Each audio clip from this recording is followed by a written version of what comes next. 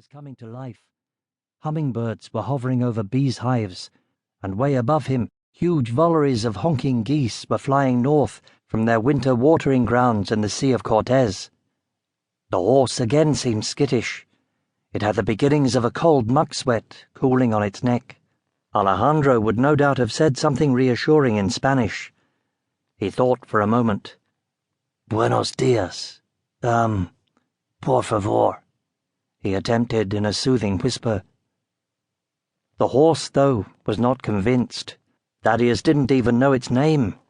The big black scary one was what he generally called it. He nudged it, but it wouldn't move. It was his fault, not the horse's. "Old fool, what in the name of all that's holy are you, a city boy, doing in New Mexico?"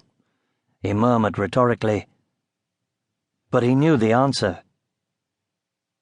As in the rest of Manhattan, real estate prices in Harlem had gone through the roof, and someone had offered him $1 million for his large pre-war duplex near City College. He had refused. He had refused when they upped the offer to $1.25 million, and still said no when it had been raised to $1.5 million. Finally, though, when they said, "Mr. Harper, we are prepared to offer you $2 million for your apartment and your parking space," Thaddeus gave in. Everyone, he reflected ruefully, had their price. With the money, he reckoned he could buy a little place in the country.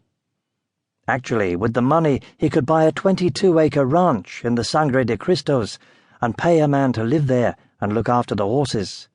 And yes, horses. He'd always wanted to have horses. In his grandfather's time, a black man would have been lynched for riding a horse in Georgia. But when he'd told people his plans, they had been skeptical. "Out there in the West, they have snakes and black widow spiders and wolves and stuff like that," one friend had protested. "You'll get snake bit, Thaddeus, and at your age it'll kill you."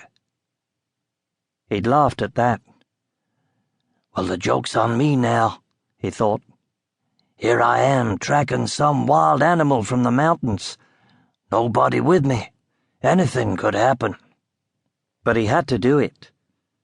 2 nights ago, something had gotten into the corral and attacked one of the ponies. At first he thought it was a coyote, but when he looked closer, the prints were those of a cat. A mountain lion. He'd seen a few of them before up on a redoubt. He'd left them alone, and until now they had kept their distance from him. But this one had come right up to the house. He hadn't seen it, but he'd let off fireworks, shot his gun in the air. And it had come again last night. Around 3 a.m, he'd heard a commotion in the stable. By the time he'd gotten out there, it was gone, but one of the horses must have kicked it, because when he hit the floodlights, there was a bloody trail that led off into the wilderness that you didn't exactly need to be Kit Carson to follow. A mountain lion attacking horses was rare enough, but this one had to be desperate to come so close to man's territory. It was rabid, maybe, or injured somehow. In either case, now he was ready with his rifle to send it to a better place. The air grew thinner as the way turned up into the southern extension of the Sangre de Cristo Mountains. There were few insects, a hawk in the air, the sky free of clouds and vapor trails. Heat-caked blue. He took another swig of water. The horse lost its footing on a narrow part of the path, but still the tracks continued to climb, the back paw prints barely distinguishable, but the dried line of blood from a wound on the creature as good as a homing beacon. Bound to be after 6. He looked at his wrist, but the watch was back on the nightstand. He stared at the sky and the rising sun. Yeah, it could be close to 7. Maybe he should give up this hunt and head back.